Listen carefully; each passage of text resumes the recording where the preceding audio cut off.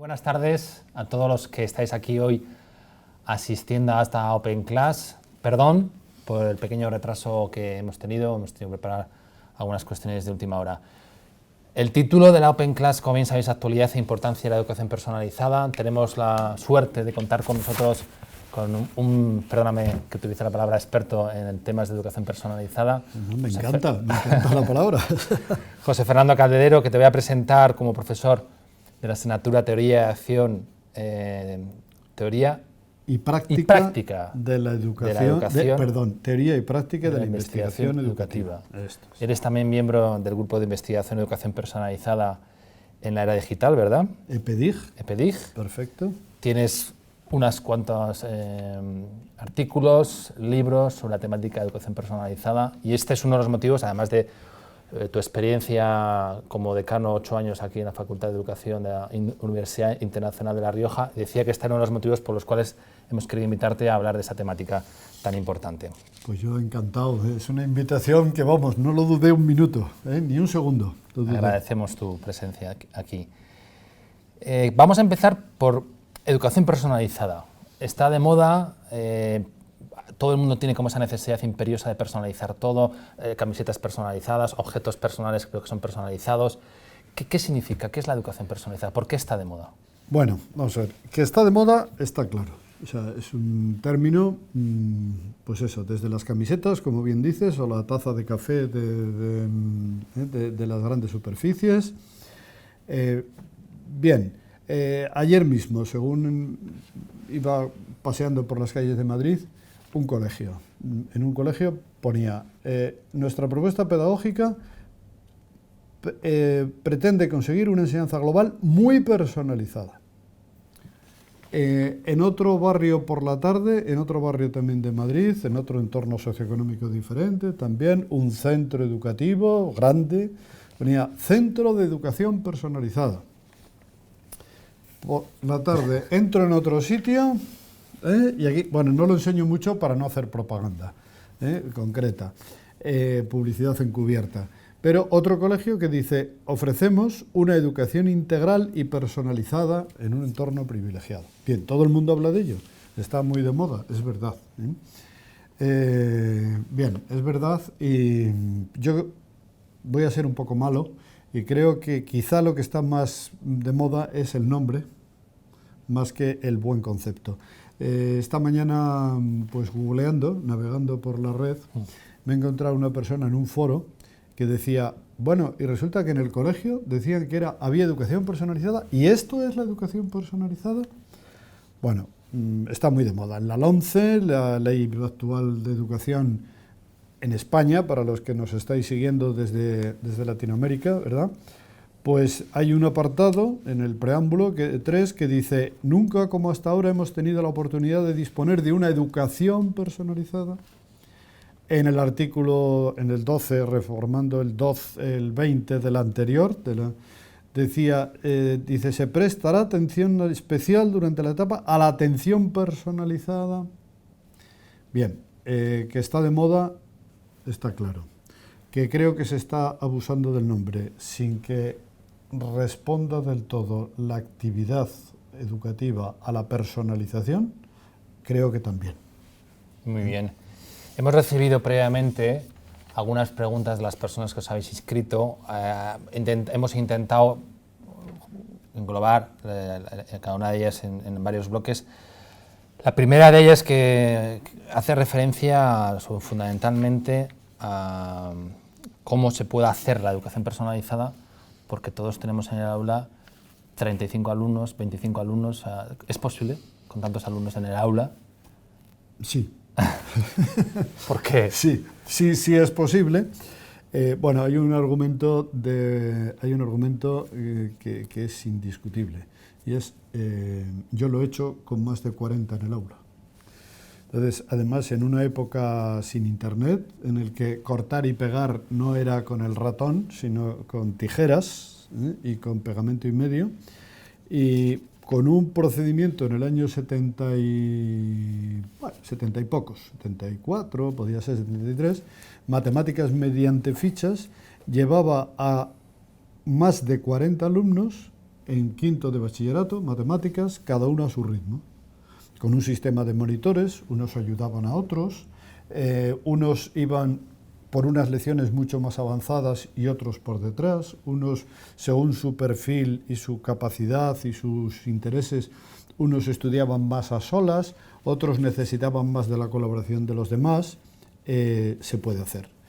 Y luego, aparte hay otra cosa, porque la pregunta esta de si con tantos alumnos, a mí me parece que encierra una visión, es mi punto de vista, es lo que yo percibo. ¿Se puede con tantos alumnos? Porque da la impresión como si el profesor tuviera que estar pendiente de todos, de uno, del otro, ahora mismo esto que hace el otro, como dirigiendo la tarea de cada uno. Y una gran parte de esta mentalidad es favorecer el trabajo autónomo, favorecer el trabajo cooperativo. Entonces, la educación personalizada, más que una técnica de trabajo, es una concepción educativa. Por lo tanto, a la pregunta si se puede hacer, se puede. Y si me permites, si me permite el entrevistador y los asistentes, más que se puede, se debe. Muy bien. Otra de las inquietudes de las personas que están asistiendo era cómo se puede implementar, si es necesaria una formación especial. Ahora, por ejemplo, la Universidad Internacional de la Reja Unir va a empezar un nuevo máster, que es el máster de educación personalizada. Pero además de esa formación que parece quizás necesaria, ¿es necesario también motivación por parte del profesor o solamente la formación sería suficiente? Bueno, yo creo que es más importante la motivación que la formación.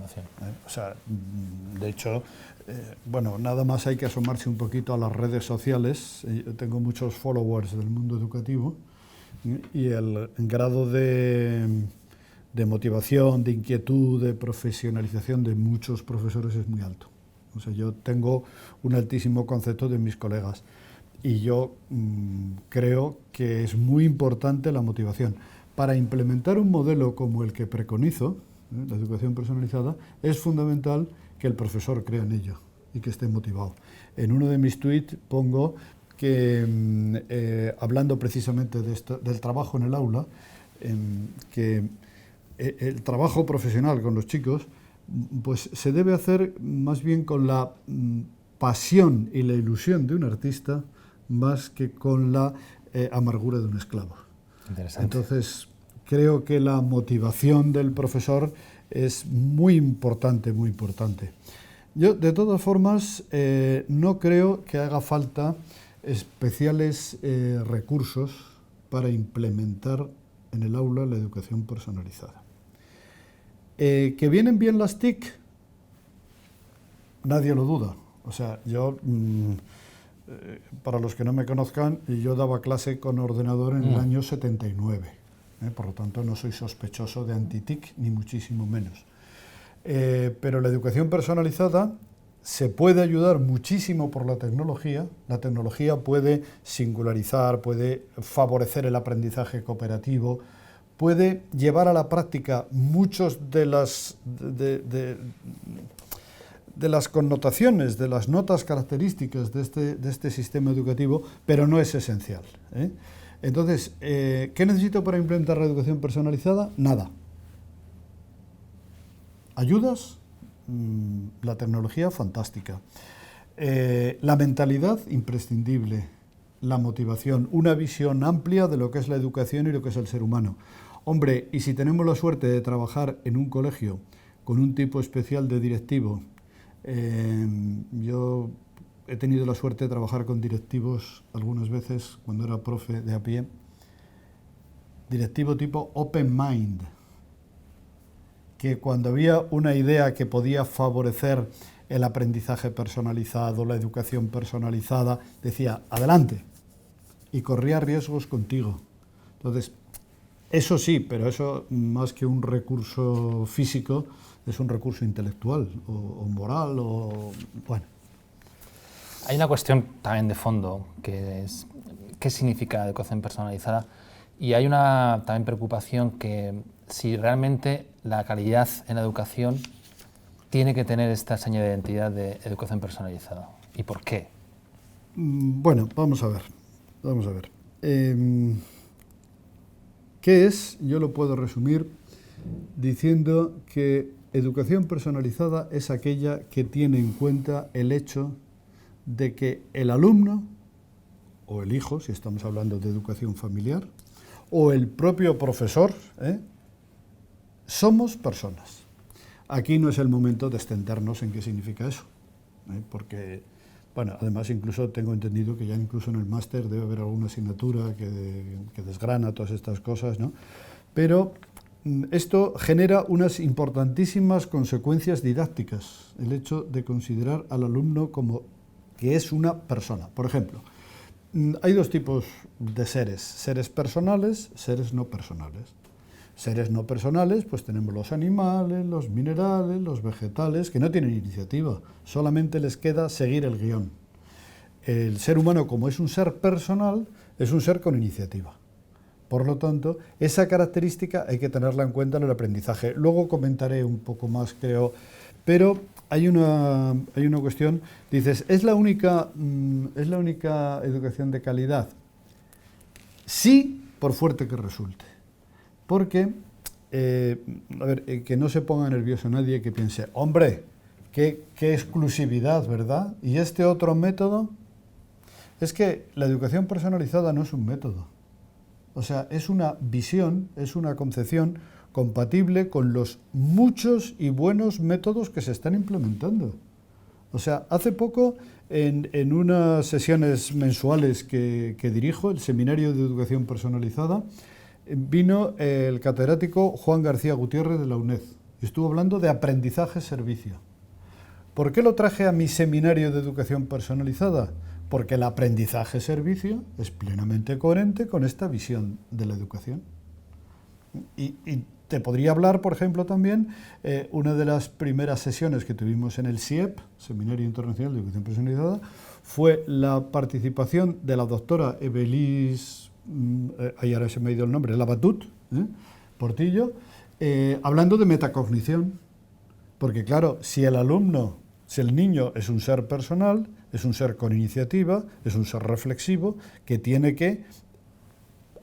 tenemos que ayudarle a que haga metacognición sobre sus propios procesos para que él sea protagonista, no solamente un mero receptor. En uno de los libros, que luego lo enseñaré a la cámara más adelante, pero en uno de los libros de los cuales soy coautor, de Educación Personalizada, el catedrático Pérez Juste, muy conocido en el ámbito pedagógico, que en aquel momento, en el 2007, era presidente de la Sociedad Española de Pedagogía, sociedad importante en el mundo pedagógico, pues dijo en el prólogo de nuestro libro, dijo, se trata de un texto interesante y útil para cuantas personas estén interesadas en una educación de corte personalizado, la única a mi juicio, que puede denominarse de calidad. Aunque, y ojo a esto, que esto es tan relevante como lo otro, el modo de hacer la realidad, o sea, de llevarla a la práctica, puede tomar formas diversas atendiendo a las características de los protagonistas. Creo que precisamente esta visión va en contra de algo que puede estar ocurriendo, incluso a veces bajo la etiqueta de innovación, ¿no? Y es, yo tengo un método, te lo vendo, te convenzo de que esta es la panacea, este es el método. No, mira, es que como tú, profesor, eres persona y por lo tanto eres ser con iniciativa, eres un ser con iniciativa, tú ves lo que puedes desarrollar en tu aula con tus alumnos, en tu nivel socioeconómico, cultural, los recursos físicos que tengas, tu propia preparación, la disponibilidad horaria que tengas. Entonces, no se trata de decir, las cosas han de hacerse de esta manera, con este método cerrado, yo voy, me lo enseñan y lo aplico. No, te damos, o sea, la visión nuestra, la visión de los que promovemos la educación personalizada es, tenemos una visión, tenemos unos criterios pedagógicos fuertes, potentes, y la capacidad y la motivación para que tú, en vez de clonar alumnos, seas capaz de ayudarles a que construyamos entre todos el traje a medida que cada uno necesita.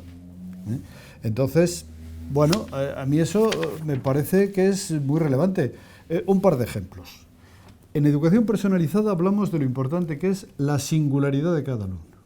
O sea, cada alumno es especial, cada alumno es singular, ¿verdad? Bueno, pues yo me encuentro en la vida práctica, ¿no?, que, bueno, pues se reconoce esa singularidad, pero de alguna forma, para que los contenidos oficiales y las competencias oficiales que uno ha de aprender o desarrollar, se le permite, como se reconoce esa diversidad, esa singularidad, pues se le permite o se le fomenta que lo recorra a distinto ritmo y de distinta forma. Pero los mismos objetivos, las mismas metas, claro, eso es muy pobre. Hombre, mejor es que se le reconozca por lo menos este pasito de decir, efectivamente, que pueda recorrer el camino a distinta velocidad o llegar al mismo sitio por distintos caminos. Pero es que también hay que fomentar el que, una vez salvados los mínimos, haya distintos talentos. Si me permites una anécdota, leí el otro día una broma de una persona que decía, dice, estoy desolado, mi hijo es que ha sacado muy mala nota en matemáticas y muy buena en dibujo. Y le dice un amigo, ¿y qué vas a hacer? Dice, le voy a poner un profesor particular de matemáticas. Dice, ¿y por qué no se lo pones de dibujo? Que es en lo que destaca. Claro, porque en el fondo tenemos un poco la idea de corte napoleónico de que café para todos, ¿verdad? Bueno, pues esa singularidad, más desde nuestro punto de vista, desde mi punto de vista, es más desarrollar la conciencia del protagonismo del alumno en su propio desarrollo. Esto se puede hacer desde edades muy tempranas con determinadas dosis, ¿no? Y también el protagonismo del propio profesor, que tenga la capacidad de actuar conforme a las circunstancias reales en las que se encuentra, más que en la teoría impuesta por algún gurú pedagógico o por alguna disposición administrativa, salvando los mínimos, claro, los mínimos legales que hay que salvar. La idea de fondo es que la persona no es un resultado de la acción externa. La persona es un principio de iniciativa. O sea, la dignidad del ser humano es que somos origen de actividad, origen de pensamiento, no solamente meros receptores y consumidores de ideas ajenas. Esto es muy importante. Y otra, respecto a otra dimensión importante de la persona, porque a veces se confunde personalización con individualización. A mí me parece peligrosísimo. Yo creo que el individualismo es un cáncer, y eso hay que evitarlo. Y también es un cáncer el colectivismo, claro. La apertura. Bueno, pues a los niños se les inculca valores, ser generoso, apreciar la solidaridad. Sí, compartir, una palabra muy de moda entre mis nietos, por ejemplo, las escuelas donde van, los colegios, es que hay que compartir, Vale. Pues esa dimensión de solidaridad, de apertura a los demás, desde este punto de vista de que el ser humano es persona, es caer en la cuenta, o sea, ser consciente de la necesidad y además desarrollar el hábito, no solamente teóricamente, sino en la práctica, de ayudar a crecer a otros en el aula, pero no como un adorno en el currículum moral del niño, sino como una necesidad vital de la naturaleza humana. Para yo crecer, o sea, el aprendizaje colaborativo, desde este punto de vista, bueno, quizás esté hablando muy rápido, pero es que quiero decir muchas cosas y sé que tenemos el tiempo limitado. Sí, perdóname, hay preguntas también que no hay que contestar. Perdóname que atropelle, Entonces, pues digo que el aprendizaje colaborativo no es solo una buena técnica pedagógica, que lo es y además probada, sino es acostumbrarse a ver al otro, desde pequeños, como alguien a quien ayudar, no como un competidor. Claro, esto es un elemento de mucha importancia también social, porque traslademos esta mentalidad luego al ámbito de la empresa, al ámbito de la familia, al ámbito de la política, al ámbito internacional. Un niño que está acostumbrado a ver al otro un ser personal a quien para yo crecer también tengo que ayudarle a crecer a él, es otra mentalidad completamente distinta, ¿eh? Bueno, y yo creo que con eso pues estaríamos un poquito lejos de ver al ser humano o bien como una unidad de producción, quien tenga oídos que oiga, ¿eh? Una unidad de producción, o un recurso humano, porque la persona es algo más, ¿verdad?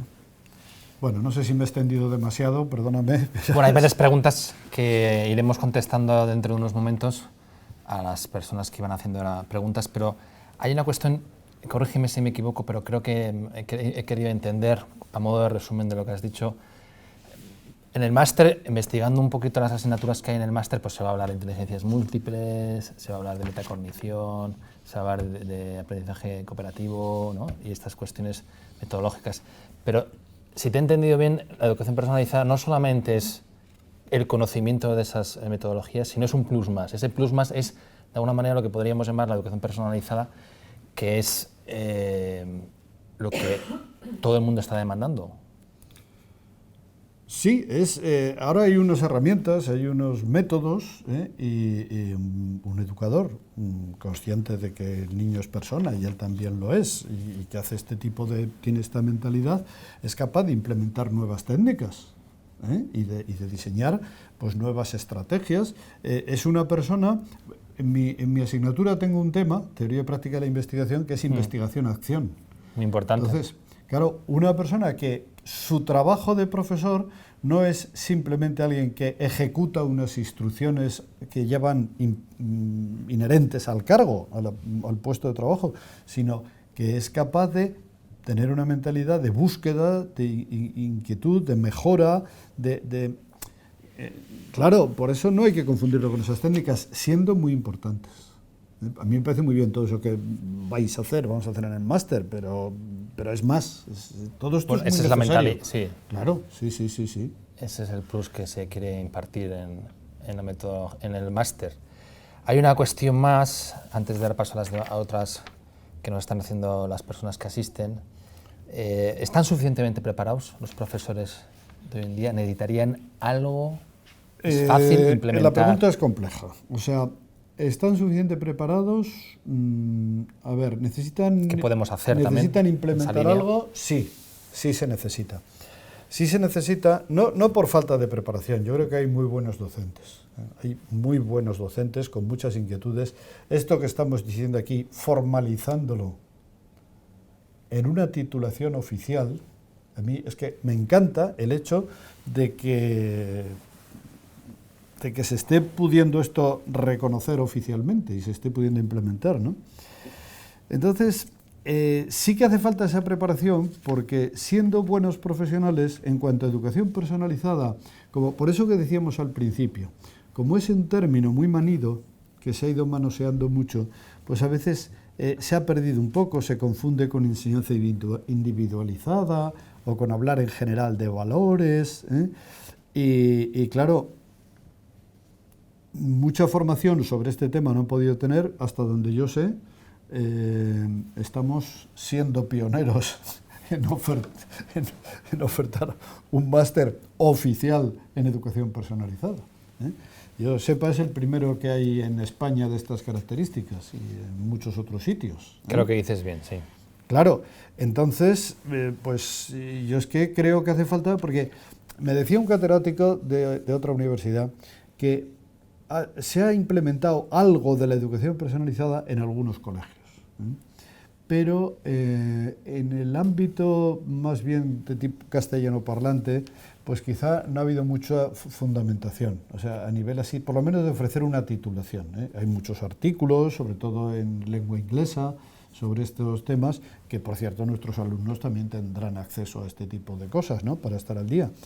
Pero yo creo que hace falta mucha gente de talento que se implique a fondo en formalizar todo este enfoque. Bueno, y otro matiz. Claro que es más que unas técnicas, pero es más, yo distingo que la enseñanza, el aprendizaje, que son procesos importantísimos, pero la educación también es otro plus. La educación tiene un más allá, y es, por ejemplo, la familia. O sea, el ámbito de la educación familiar Es algo muy importante, muy importante. Yo a los maestros, alumnos míos, les digo, no olvidéis nunca el campo de la educación familiar. Es un tema muy importante y al final es algo que deja mucha huella en las personas, el ambiente familiar en el que viva. Por lo tanto, la educación familiar es muy importante.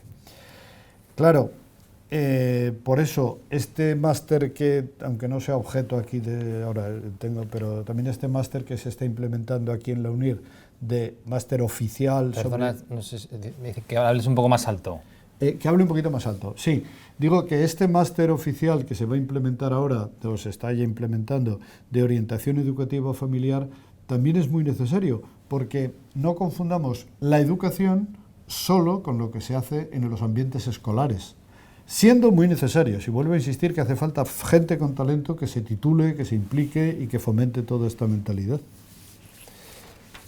Una última cuestión, creo que hemos dado ya respuesta a las inquietudes que nos han transmitido previamente las personas que querían y se han apuntado a esta sesión.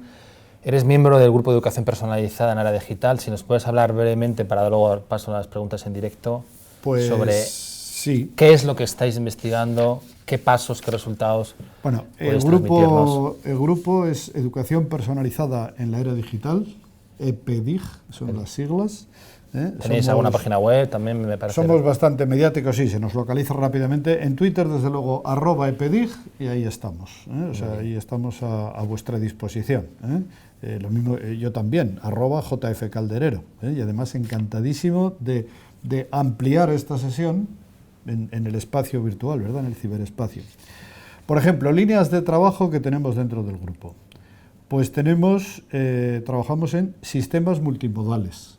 Somos un grupo numeroso y hay unas personas que trabajan en sistemas multimodales, es decir, analizar la práctica docente en sus distintas dimensiones. Una línea importante también es la didáctica de la matemática.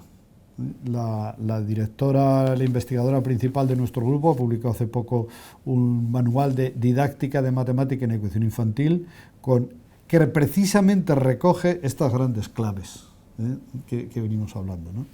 Pero también no solo matemática infantil, sino, pues, por ejemplo, la importancia de los registros de los alumnos.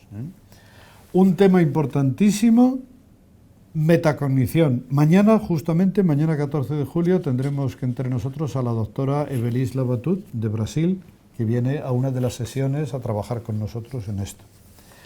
Estamos trabajando también tenemos algún artículo, en una nueva aproximación al concepto de educación personalizada y su relación con las TIC. Luego, me gustaría enseñar a cámara, si me podéis pasar un gráfico que tengo ahí, de los circulitos. No, el anterior, perdón, este es el libro. Bueno, o si no, déjalo, ya comento el libro Bueno, este es uno de los libros de los que soy coautor, Educación Personalizada, Principios, Técnicas y Recursos, y está editado por la UNIR, editorial Síntesis UNIR, el autor principal, José Bernardo Carrasco, y soy coautor de este libro. Pero pásame, por favor, los circulitos. Una vez que ya he hecho marketing de mi libro, está bien, ¿verdad? Ya pido perdón por ello, pero bueno, es un recurso más para poderse formar en estos terrenos.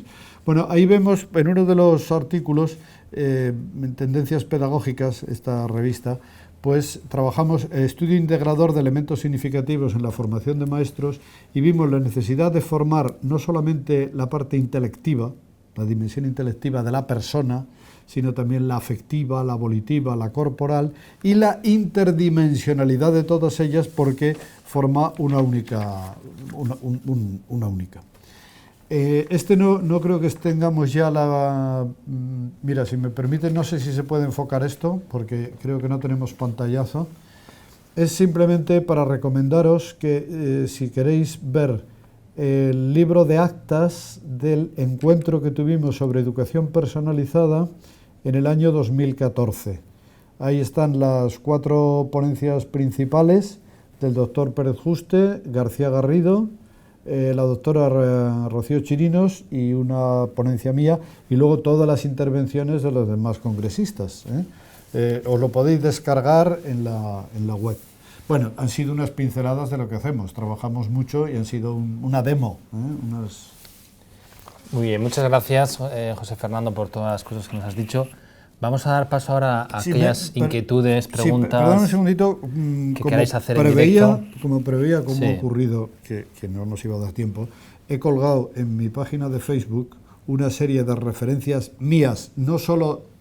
están más orientadas a mi trabajo más que al del grupo en general. Pido disculpas al resto del grupo, aunque también hay... y ahí, tanto en Twitter como en Facebook, tenéis un enlace y ahí os podéis descargar trabajos y una visión de... Muy bien. Varias de las preguntas hacían referencia a las inteligencias múltiples como metodología. En el máster hay una asignatura que es hablar sobre inteligencias múltiples. ¿Se puede aplicar la educación personalizada con esta metodología?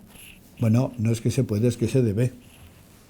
O sea, es que se debe, claro. Independientemente de que, bueno, hay unas teorías de Gardner, las inteligencias múltiples, o tenemos las más recientes de Marina, que supera y habla de la inteligencia ejecutiva, o tenemos un catedrático de la Universidad Complutense que habla de integrar las inteligencias múltiples con un factor general y habla de la inteligencia unidiversa. Pero, claro, todo aquello que vaya a realmente... acordaros de este gráfico que acabo de presentar de factores cognitivos, afectivos, y a su vez son subdivisibles, ¿verdad? En la inteligencia matemática, en la inteligencia verbal, claro, sí, perfectamente. Y además se hace muy bien en trabajar estos aspectos, ¿no? Hay una pregunta. Como maestra, ¿llevaría a cabo esta idea con las técnicas de trabajo cooperativo? Bueno, no solamente no son contrapuestas, sino que es que yo creo que se exigen mutuamente, ¿eh? O sea, precisamente cuando estás trabajando en trabajo cooperativo, aprendizaje colaborativo, estás teniendo en cuenta una dimensión importantísima de la persona. Y además me alegro, quien ha hecho la pregunta, Cristina Caparrós, ¿verdad? Pues Cristina, me alegro que hagas esta pregunta porque estoy particularmente, personalmente empeñado en limpiar el concepto de educación personalizada de solo enseñanza individualizada, ¿eh? Entonces, tan personalizador es lo cooperativo como la singularización del aprendizaje. Claro que se debe llevar a cabo. Nos hablan también de la didáctica de las matemáticas. Hay una preocupación de varias personas con respecto a si es posible también personalizar, entiendo yo, en las matemáticas. ¿Es posible también? Hombre, o sea, no hay nada que escape a la personalización. Pero yo... Tú tienes, creo recordar, un libro sobre la didáctica de las matemáticas. Bueno, yo escribí uno hace tiempo, pero fue más que nada un desahogo personal, ¿eh? ¿Qué me pasa con las matemáticas? Claro. Pero yo no quiero hablar de eso, ¿eh?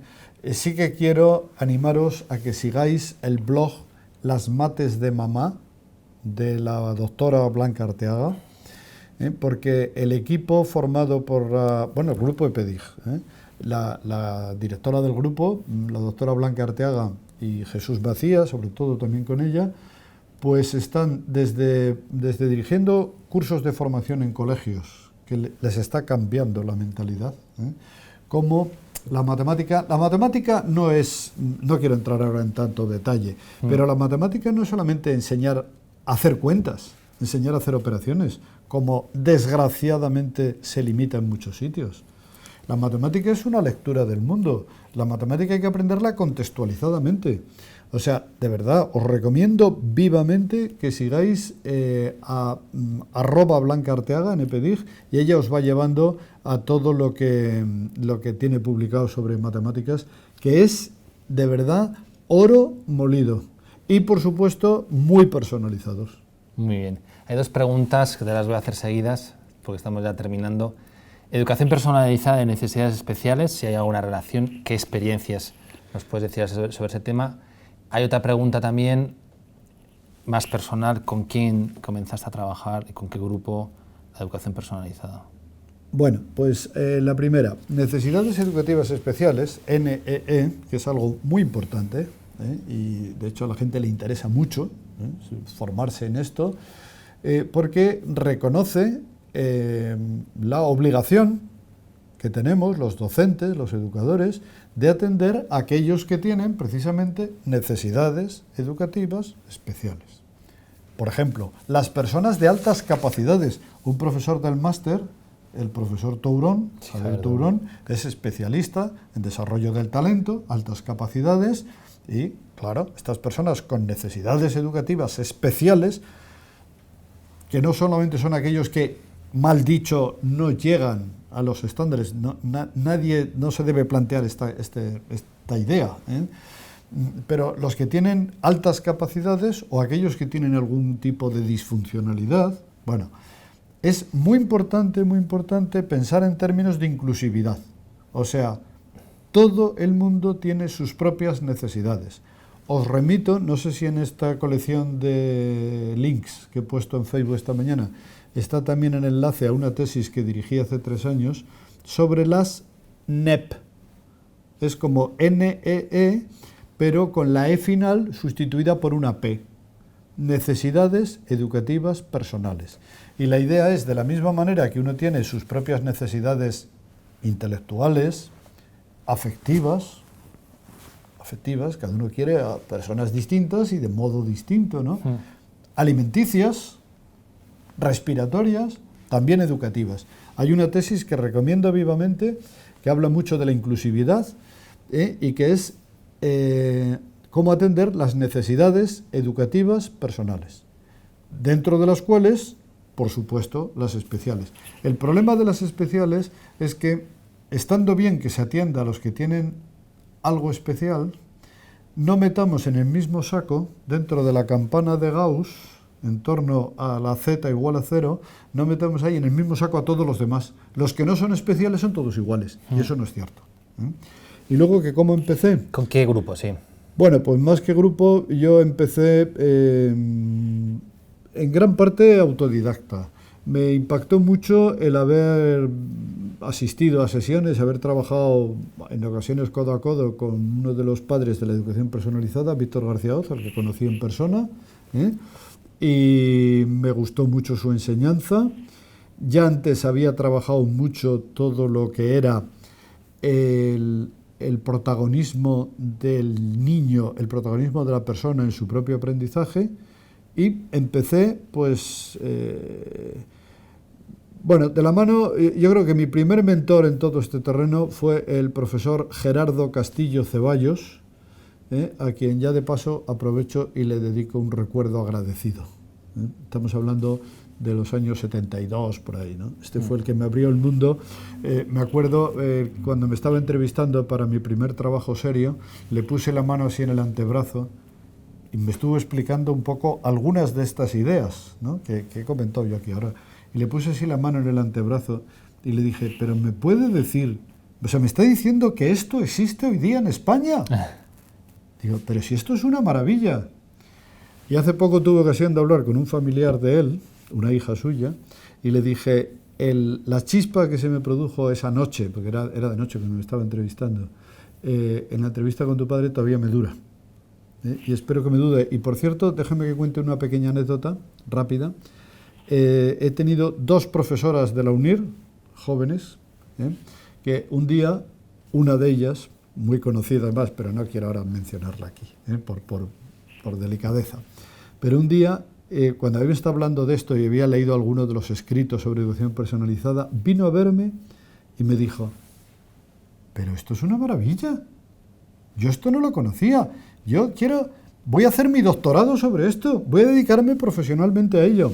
Ahora es doctora en una tesis sobre educación personalizada y tecnología. Interesante. Y se está dedicando a ello. Y entonces, bueno, no sé si la cámara podrá transmitir, porque yo no seré muy bueno transmitiéndolo, pero el impacto del brillo en la mirada de esta profesora cuando descubrió la importancia de la educación personalizada, por eso el poner un máster oficial que cualifique sobre todo esto, no estamos hablando de una simple técnica, que no pasa nada, o sea, que no lo digo en tono peyorativo, ni mucho menos, pero no estamos hablando solo de un modo de trabajar. Estamos hablando de algo mucho más necesario para la educación. Creo que por ahí tienen que ir los tiros. Bueno, están yendo ya, la educación del futuro va por aquí, claro. Estamos siendo pioneros, Tenemos que ir terminando unos pequeños flashes rápidos de respuestas más breves, si es posible, a una cuestión que ha hecho María José López. ¿De dónde partir para la enseñanza personalizada? ¿Cómo ver las capacidades de cada uno?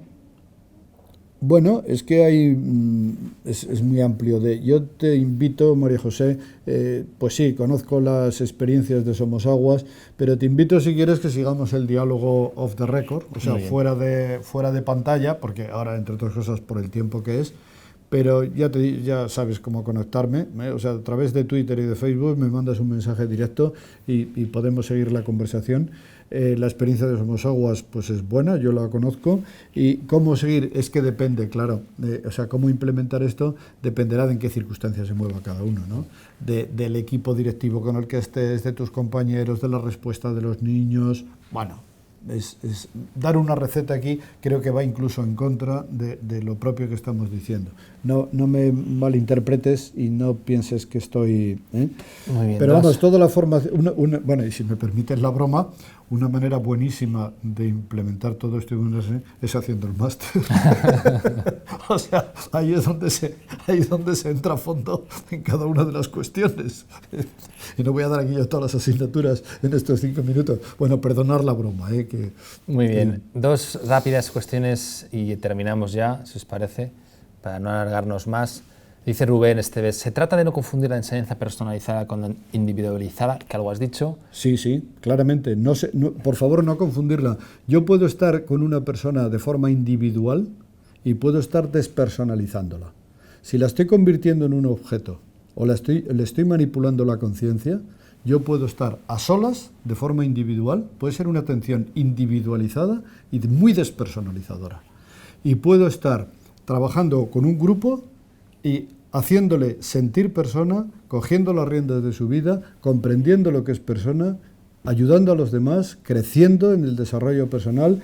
Es importantísimo no confundirla. Gracias, Rubén, por esa pregunta. Y hay una apreciación también, me parece muy interesante, de Katia Martín, que dice, supongo que la clave para poder hacer una educación personalizada es la investigación, ¿verdad?